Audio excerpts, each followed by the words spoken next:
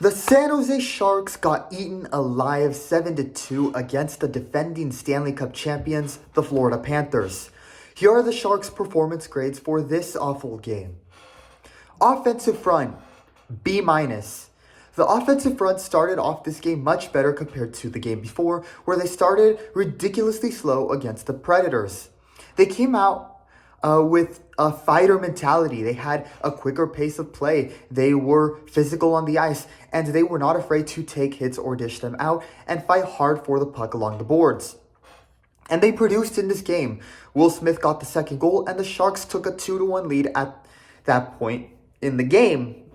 The top line of Zetterlund, Granlund, and Smith really was the one and only bright spot in this game. However, the three other lines that made up the offensive front didn't perform as well nor contribute more like fans hoped for. This is mainly because in the attacking zone, their passing was not the best. There were many instances where the Sharks from the wingers would try to pass the puck to the center to a hopefully open Sharks teammate, only for the puck to sail on by the center of the ice all the way to the boards on the opposite side of the attacking zone, and often turning the puck over to the Panthers in the process. And then there were other times where a Sharks player was there in front of the net, but was well covered by the Panthers defenseman. It is also worth noting that many of these passes in the attacking zone seemed forced and led to mistakes due to the pressure and strong defense the Panthers had. So don't get me wrong, to win in the NHL, the offensive front has to score more than one goal, and the team as a whole needs to score more than two in a game. But it wasn't really that the offensive front played awful. While they didn't have their best performance of the year, it was also because the Panthers are simply that good on both ends of the puck, offensively and defensively. In the third period, with a 5-goal lead, the Panthers, they essentially parked the bus and hung back in their own zone for most of that period. The Sharks had most of the puck possession, but the Panthers completely locked down the Sharks' offense and didn't concede another goal. The Panthers are truly a golden generation team, a Stanley Cup winning one at that. And it's these moments where, from a neutral perspective, you got to acknowledge that the Panthers are playing some great, entertaining hockey right now. So yeah, B- grade I think is fair for this young Sharks offense. They played with energy and were competitive, but there were still mistakes and room for improvement. Defensemen, F. The top defensive line of Jake Walman and Cody Ceci managed to contribute offensively, with Ceci deflecting the puck in for the Sharks' first goal of the game, and Jake Walman getting the assist as he took that initial shot which Ceci deflected in. They were good in regards to their ability to contribute offensively and had a relatively clean first period while on the ice. Walman has been one of the better defensemen on the team, to his credit. We really did hose the Detroit Red Wings in the trade deal when acquiring Walman. But outside of Walman and Ceci's clean shifts in the first period, it was all downhill and then down Schitt's Creek after that defensively. Even for the top D line, who may have contributed offensively but got thrashed defensively. So let's break down this fracaso. Again, defenseman, F grade, failure, bad, ugly. In back-to-back games, the opposing team has dropped 3 goals on the Sharks' defense. In the first period, Vlasic was at fault for an absolutely god-awful turnover in the Sharks' own zone with a dangerous clearance pass up the center of the ice, which Nate Schmidt easily intercepted, and with a clear line of sight of the goal, and seeing a mediocre Georgiev, who we'll discuss later in this video, he takes the shot and he scores an absolute banger. The Sharks parted the oceans for Schmidt on that goal. Then, 14 minutes through the first period, both Vlasic and Thrun struggled and failed to clear the puck out on the second goal. Thrun with a poor pass to Goodrow that went behind him, and it resulted in a turnover in the Sharks' own defensive zone again, which led to the second goal. That was in the first period alone, which ended up being the preview for the House of Horrors that was the second period, where it became a blunderfest from the defense. Ceci did what Marc-Edouard Vlasic did in the first period, except in the attacking zone, resulting in a turnover to Nelsak, who on a quick counter passed it ahead to a wide open AJ Greer. That was goal number 4. The defense then gave up yet another power play goal. Nothing new there. At this point, fans essentially sense that coming every time the Sharks go on the power play kill now. And that power play goal conceded to Matthew Tkachuk was with Wallman and Ceci on the ice, where Barkov and Tkachuk, who are great players, just absolutely sauced Ceci and Wallman on that play. The Sharks are the worst team in the NHL on both sides of the power play right now. That was the 5th goal conceded. On the 6th goal, the Sharks conceded in this game. Liljegren left Jesper Bokvist hanging wide open in front, and he received the pass and put it in. So yeah, Jesper Bokvist, another easy goal thanks to a Sharks mistake defensively. Oops. And then on the 7th goal, they failed to clear the puck out of their own zone again, and the Panthers crashed the net. That second period was arguably the worst 20 minutes of hockey from the Sharks this year. Of the 7 goals conceded, the defensive side of the team took responsibility for just about all of them, and with the defensemen in particular taking full or partial responsibility for 6 of them. The Sharks really need to draft and acquire some top-tier defensemen that won't be a liability and won't undo the work of the offensive front. This game showed that the offense is not the main problem. Enforcers. D. No fights, no assists, no goals, and no defensive contributions. The Enforcers went through their shifts on the ice and had a non-existent performance. D grade. Goalkeepers. F-. Alexander Georgiev was the starting goalie for the Sharks, and he forgieved in what had to be the worst game of his career. Now, I will give him some slack and say that Georgiev was not entirely at fault for the first Panther goal, given it was a turnover by Vlasic, a preventable goal that was 100% the defenseman's fault. But it's worth noting on his end that because there was no traffic in front of the net and he had clear sight of the puck, and the shot coming towards him, giving that one up was not a good look for him at all. The other 3 goals he conceded were inexcusable.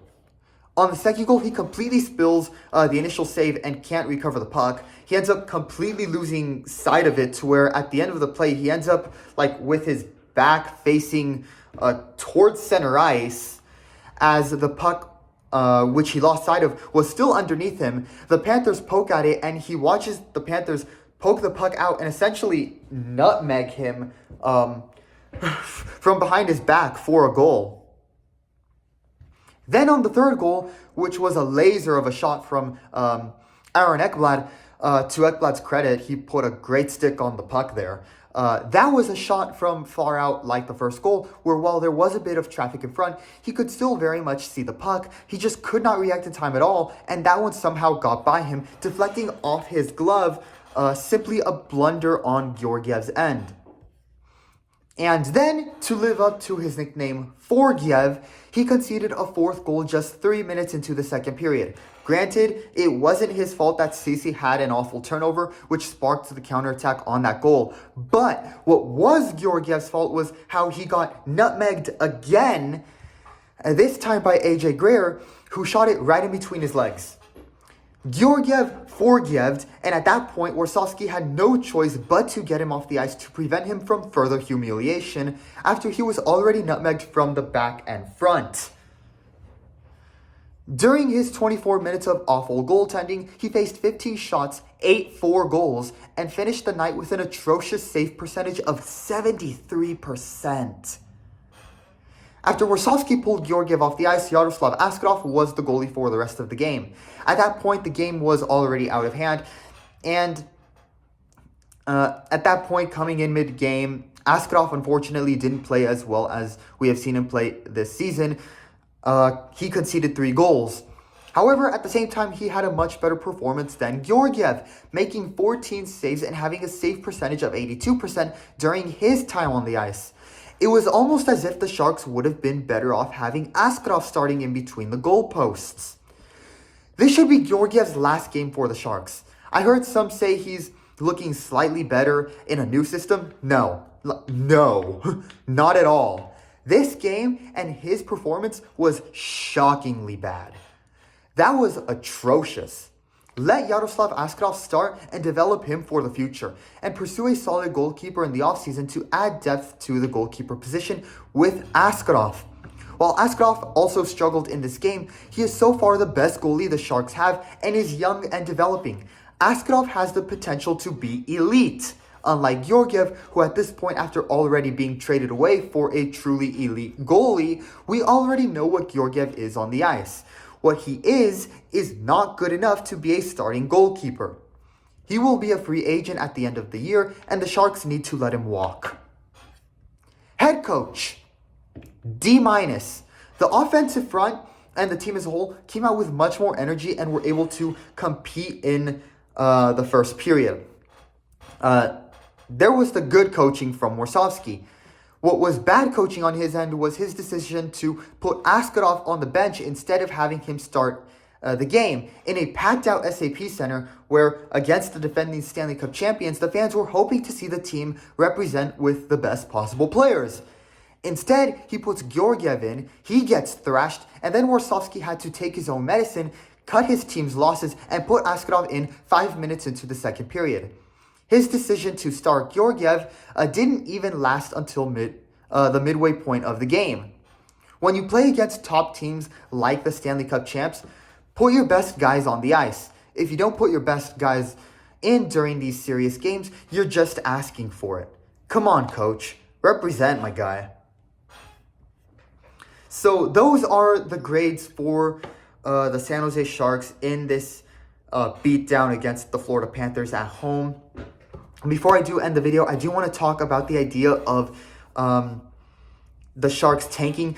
This is something I heard from fans that were sitting next to me, where some fans were like, hooray, that Georgiev was getting absolutely hammered in this game and was conceding a lot of goals. Some fans were like, it's okay if we lose because, hey, tank bowl team, let's get that first draft pick. And so I do want to talk about that because that was very interesting. The idea of the Sharks tanking.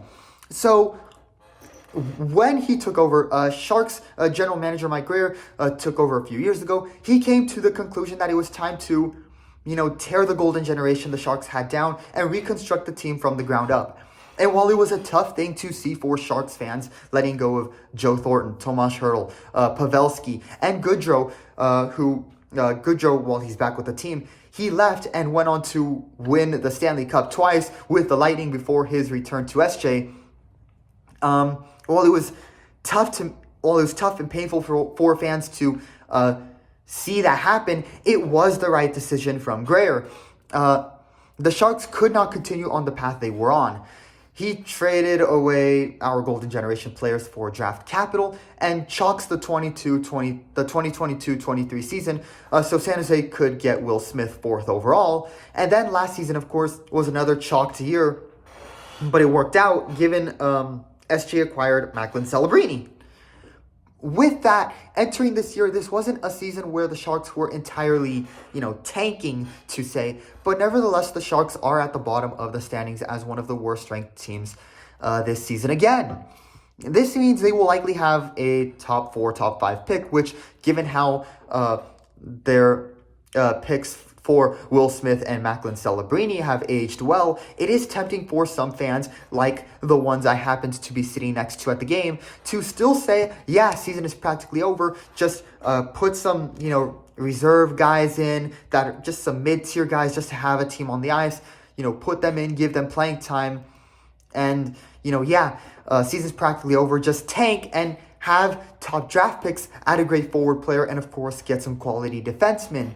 It is easier as a Sharks fan to come to this conclusion this year, but there is harm in doing so. For the players on the team right now, playing game in and game out, and being subjected to some of these really bad losses like we saw against the Panthers, it is very frustrating and demoralizing, especially for the young stars that are already being integrated into key players on the team. Macklin Celebrini, at the end of the second period, you could see was visibly frustrated with how the team was performing. He's been visibly frustrated with all the losses the Sharks have taken so far. And it's an understandable feeling given his good form. And that's where I am worried about the Sharks tanking more. Celebrini is putting a lot of work and effort on ice to win games and might be Rookie of the Year at the season end. And if the Sharks just keep tanking, the fear is that players like Celebrini, Eklund, Smith, Zetterlund, Kovalenko, these guys who are going to be there for in the future, will lose that drive, that hunger to win. The concern is that tanking for the future for too long can also create a losing culture among the young stars you have right now who are going to be your veteran players in 2 to 3 years from now. So while the 2 seasons prior, it was understandable as the Sharks were very much tearing down. The last of the teardown process, I would say, being the Tomas Hertl trade. At some point, you have to stop this bleeding. This was a year where, while the Sharks were not expected to make the playoffs, they were expected to be more competitive. So yeah, the Sharks, given how much more competitive their offensive front is, and their bright prospect in Askarov at goalkeeper, I feel they are underwhelming by having guys like Georgiev and Jan Ruda, who's also had a struggling season, on the ice each game when they could be better in their rebuild stage at this point. So obviously, it looks like they're going to get a top 5 pick overall come the end of the season based on where they are in the standings across the league. And I think this offseason they really have to be... I think the whole Sharks organization is going to be on the hot seat in terms of, that big step forward in their rebuild to be more competitive and not just being dead last in the Pacific Division and one of the worst teams in the league. That big step forward has to be this offseason, and they really, really need to address their needs, specifically on defense.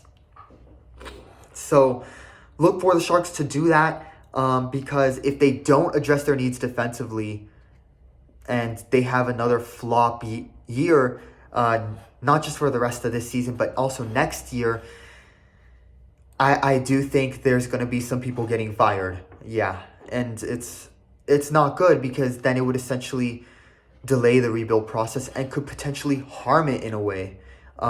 So yeah, I think the future is already here for the Sharks, and they should already be building the team up around that offensive front.